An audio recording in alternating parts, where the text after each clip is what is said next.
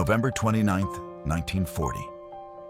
The United States Navy signs a contract with Curtiss-Wright for 370 aircraft. Not a single prototype has flown. The airplane exists only on paper. The Navy is ordering it to replace a dive bomber that hasn't flown one combat mission, not one. That dive bomber is the SBD Dauntless. Inside the Navy's own procurement office, it is already considered a stopgap, a placeholder to hold the line until something better arrives. The Curtiss contract is that something better. It will be called the Helldiver. 18 months pass. The replacement still hasn't seen combat. Its lone prototype has already crashed once, been rebuilt, and then torn itself apart in a structural test flight before the Navy ever accepted it. Curtiss engineers are ordered to make nearly 900 separate design changes. It will not reach a carrier deck until the war is half over. Meanwhile, the airplane already marked for retirement lifts off from 3 American carriers on the morning of June 4th, 1942. In 6 minutes, it sinks 3 of the 4 Japanese carriers that struck Pearl Harbor. But the real story of the SBD Dauntless isn't those 6 minutes. It's how the US Navy built the weapon that decided the Pacific War almost by accident, while it was already trying to retire it. Every week, we tell the stories behind the weapons, the programs, and the decisions that shaped American military power. Give the video a like and subscribe if you want to keep hearing them. The story begins in El Segundo, California, in 1934. That year, the U.S. Navy's Bureau of Aeronautics faced a problem that had nothing to do with Japan. Not yet. Its carrier air groups were still flying biplanes, fabric-covered wire-brace designs left over from the previous decade. The Navy wanted 4 new aircraft types, all built as modern, all-metal monoplanes: a fighter, a torpedo bomber, a scout, and a dive bomber. Dive bombing itself was barely 10 years old as a naval tactic, refined by Marine pilots in Nicaragua and tested by the Navy against moving targets at sea. The Bureau opened a design competition for the Scout dive bomber role.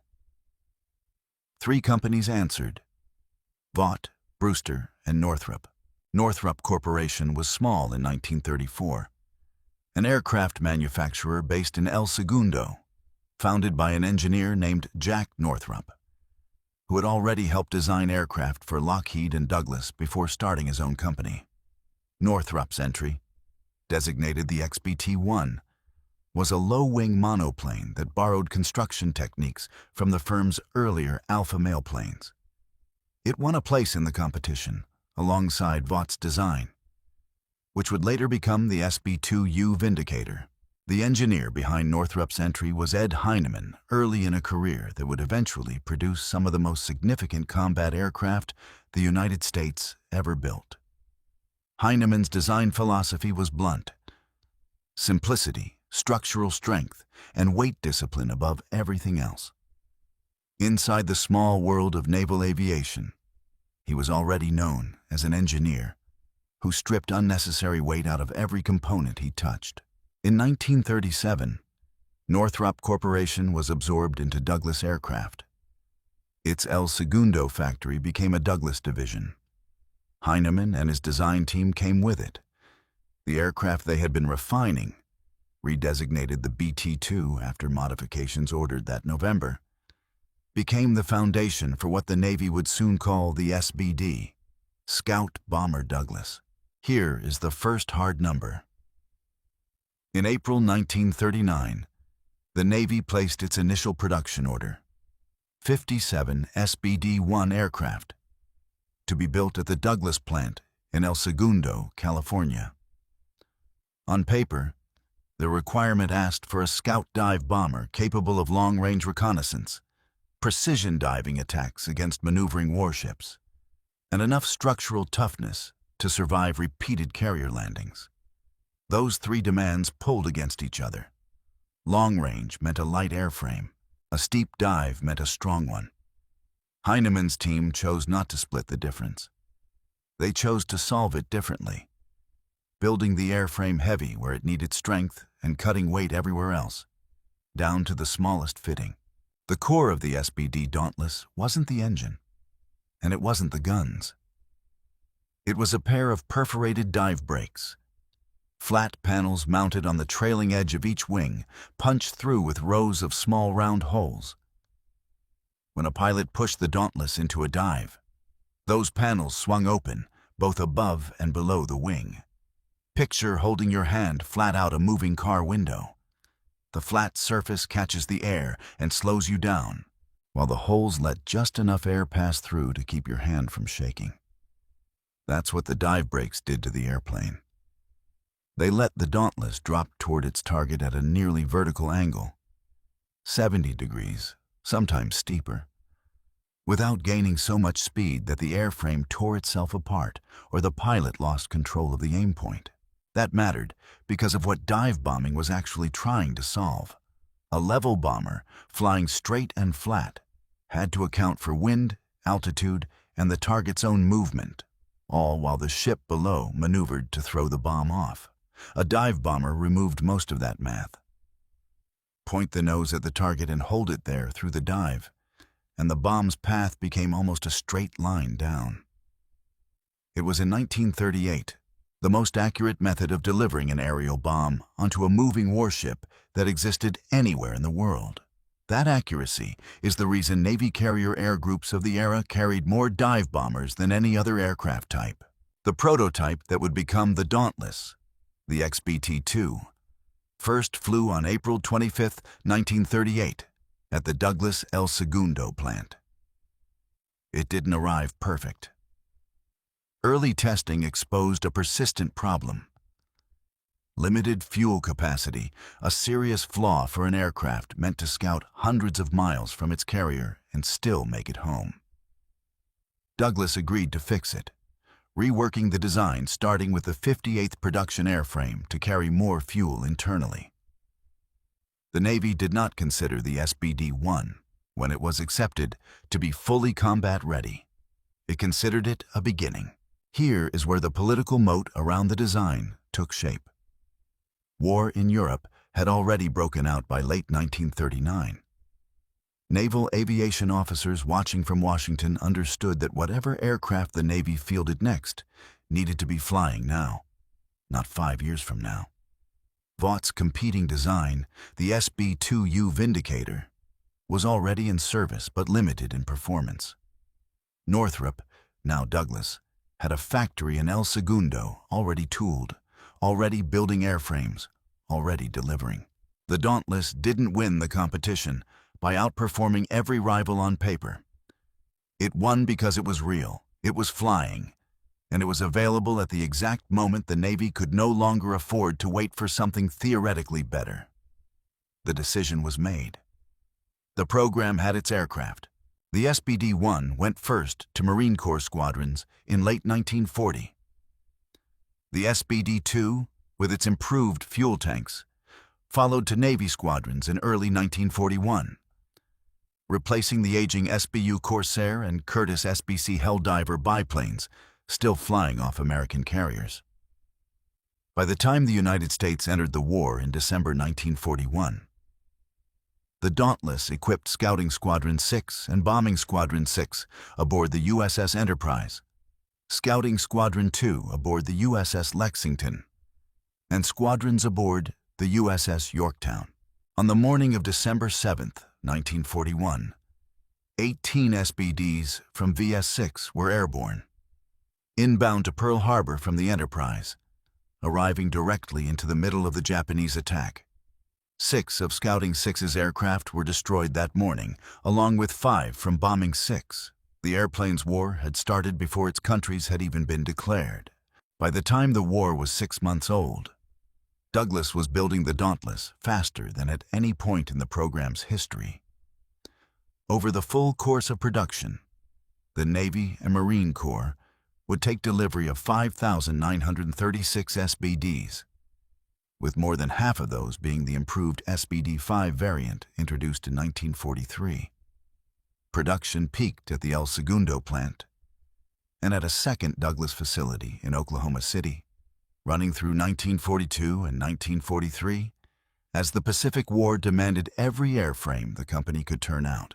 The Dauntless drew first blood on February 1, 1942, when 36 Enterprise-based SBDs struck Japanese-held Kwajalein Atoll in the Marshall Islands, one of the earliest American offensive actions of the entire war.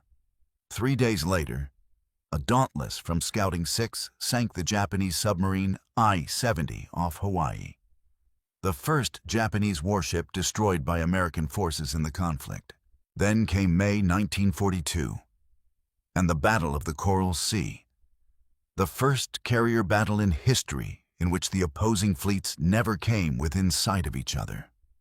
Task Force 17, built around the Lexington and the Yorktown, intercepted a Japanese invasion force bound for Australia. Dauntless dive bombers from Scouting Squadron 2 and Bombing Squadron 2, flying from the Lexington, caught the light carrier Shoho in open water. Commander Robert Dixon, leading the strike, radioed back 4 words that would become famous inside naval aviation circles. Scratch 1 flat top. Lieutenant John James Powers of Bombing 5, flying from the Yorktown, pressed his attack on Japanese shipping near Tulagi so low and so close that he was posthumously awarded the Medal of Honor. The Americans lost the Lexington in the exchange, but the Japanese invasion fleet turned back. Coral Sea was a tactical draw and a strategic American victory. And it meant one large Japanese carrier limped home too damaged to take part in what came next. What came next was Midway. By early June 1942, American codebreakers had cracked enough of the Imperial Japanese Navy's communications to know that Admiral Isoroku Yamamoto intended to seize Midway Atoll and draw the remaining U.S. Pacific Fleet into a decisive battle. Admiral Chester Nimitz gambled on that intelligence. He positioned the Enterprise, the Hornet, and the hastily repaired Yorktown northeast of Midway, waiting in ambush for a Japanese carrier force that didn't know it was being hunted. The morning of June 4th did not go well for the Americans. Torpedo Squadron 8, flying outdated Devastator torpedo bombers off the Hornet, attacked the Japanese carriers without fighter cover and was annihilated. 35 of 41 aircraft shot down. Every man in 15 of those planes killed. It looked, for those first hours, like the intelligence advantage the Navy had fought so hard to build was about to be wasted on a slaughter. But the torpedo squadrons had pulled the Japanese combat air patrol down to wave-top altitude, chasing the low, slow Devastators. That left the sky above the Japanese fleet almost empty. At 10:20 that morning, 47 Dauntless dive bombers from Scouting 6, Bombing 6, and Bombing 3 arrived directly over the Japanese carrier force, completely unopposed. Below them, the carriers Akagi, Kaga, and Soryu were in the middle of rearming and refueling their own aircraft on open flight decks. Bombs and fuel lines exposed. The most vulnerable moment a carrier can be caught in. Lieutenant Commander Wade McCluskey led the Enterprise dive bombers in. Lieutenant Earl Gallagher's group put their 1,000-pound bombs into the Kaga, one strike landing so close to the ship's island that it killed her captain and 4 senior officers instantly. Lieutenant Richard Best's flight hit the Akagi. A single bomb through the flight deck was enough to doom her. Aboard the Yorktown, Lieutenant Commander Max Leslie led Bombing 3 against the Soryu, scoring hits that turned her into a burning wreck within minutes. In the space of 6 minutes, 3 Japanese fleet carriers, Akagi, Kaga, and Soryu, were reduced to infernos. The 4th Japanese carrier, the Hiryu, survived the morning attack by sheer distance. She had been operating separately from the other 3. She struck back that afternoon, launching airstrikes that crippled the Yorktown so badly her crew eventually abandoned ship. But late in the afternoon of June 4th, Dauntless dive bombers from the Enterprise and the Yorktown's own air group, now flying from whichever deck would take them, found the Hiryu and put her under as well. By nightfall, all 4 Japanese fleet carriers that had launched the attack on Pearl Harbor exactly 6 months earlier were sunk or sinking. Over the next 2 days, Dauntlesses caught 2 Japanese heavy cruisers straggling behind the retreating fleet, sinking the Mikuma outright. Navy dive bomber pilot Norman Kleiss, flying from the Enterprise, scored direct hits on the Kaga, the Hiryu, and the Mikuma across those 3 days. The only American dive bomber pilot of the battle credited with 3 separate kills. Midway cost the Imperial Japanese Navy 4 fleet carriers, a heavy cruiser, 248 aircraft, and many of its most experienced carrier pilots and mechanics. Losses Japan's industrial base could never fully replace. The United States lost the Yorktown and 1 destroyer. It was, by the assessment of nearly every naval historian since, the turning point of the entire Pacific War. And it had been decided almost entirely by dive bombers the Navy's own procurement office had already marked for retirement. The Dauntless didn't stop there. Beginning in August 1942, SBDs flying from Henderson Field on Guadalcanal formed the backbone of what pilots called the Cactus Air Force, a scratch collection of Navy, Marine, and Army aircraft defending the island's contested airstrip against near-daily Japanese air and naval attacks. Marine Scout Bombing Squadrons 141 and 132 flew Dauntlesses out of Henderson Field through some of the most desperate air fighting of the war, hitting Japanese troop transports and warships trying to reinforce the island. In November 1942, SBDs flew from American carriers off the coast of North Africa in support of Operation Torch, the Allied invasion that opened a second front against Germany and Italy. 11 months later, in October 1943, Dauntlesses flying from the USS Ranger struck German shipping in Bodo Harbor, Norway, sinking 2 vessels and damaging 4 more, in the airplane's only major action against the Kriegsmarine. By April 1944, Navy and Marine SBDs had flown more than 1,189,000 operational hours since Pearl Harbor. A quarter of every hour flown by carrier-based American aircraft in the Pacific War to that point had been flown in a Dauntless. Its confirmed record included 6 Japanese aircraft carriers sunk or fatally damaged, 14 enemy cruisers, 6 destroyers, and 15 troop transports or cargo ships. By tonnage sunk, the most effective American aircraft of the entire war. And yet, even as those numbers accumulated, the Navy had never stopped working toward the Dauntless's replacement. The contract for that replacement, the Curtiss SB-2C Helldiver, had been signed in November 1940, before the Dauntless had fired a shot in anger. Now, in 1943, with the Dauntless's combat record already historic, the Helldiver was finally, painfully, arriving on carrier decks. The first signs of real trouble weren't budget cuts or a lost vote in Congress. They were quieter than that. Squadron commanders and carrier captains who flew both aircraft, and who were starting to say out loud that the Navy might be making a mistake. By late 1943, the Navy's decision was no longer quiet. Squadron by squadron, the SB-2C Helldiver began replacing the Dauntless on fleet carrier decks, a transition that would run through 1944. The official reasoning was straightforward and on paper defensible. The Helldiver was faster, it carried nearly 1,000 pounds more bomb load, and it was designed around the newer Essex-class carriers entering the fleet. The Dauntless, by contrast, had no folding wings, a design choice made back in 1938 to save weight, which meant fewer of them could be parked below deck, on the newer, larger carriers built for the next phase of the war. On the spec sheet, retiring the Dauntless made sense. The real reason, according to the pilots and carrier officers living with both aircraft, was less about the Dauntless's shortcomings and more about the Helldivers. The SB-2C had endured a catastrophic development.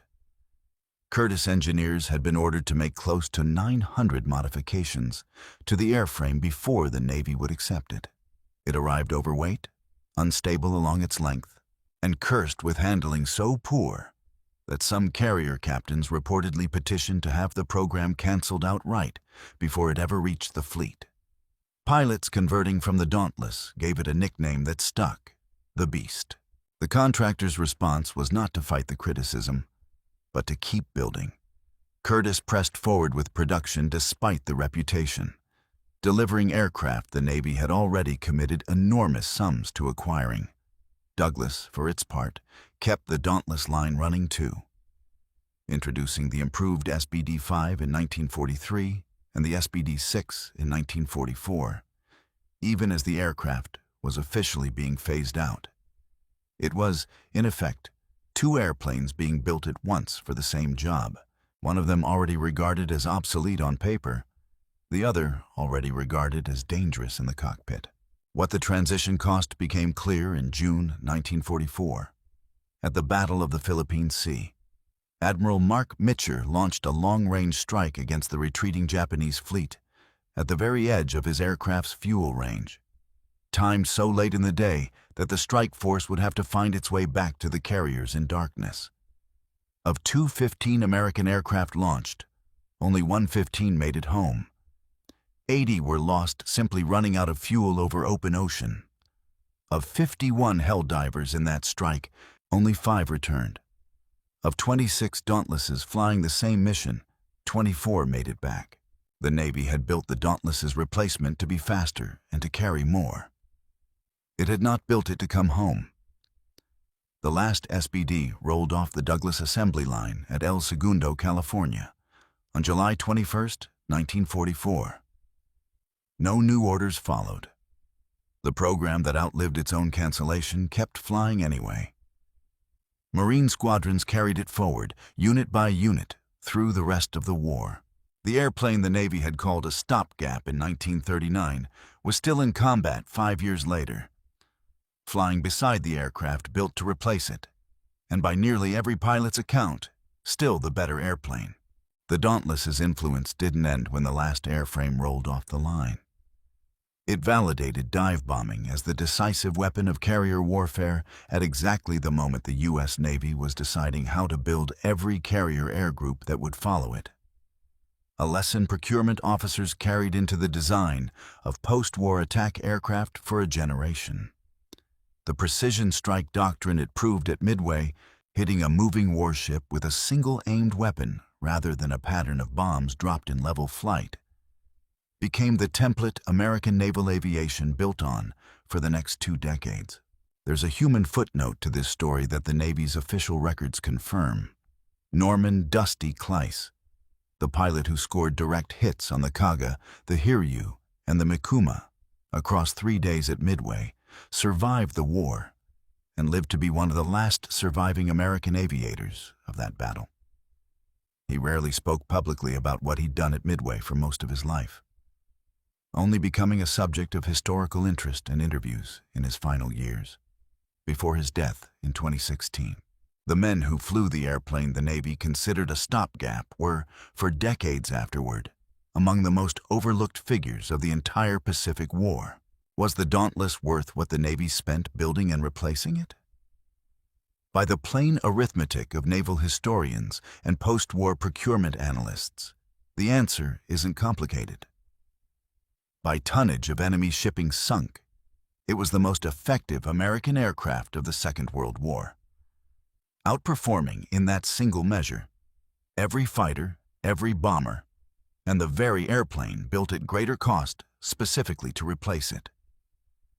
The Helldiver was faster. The Helldiver carried more.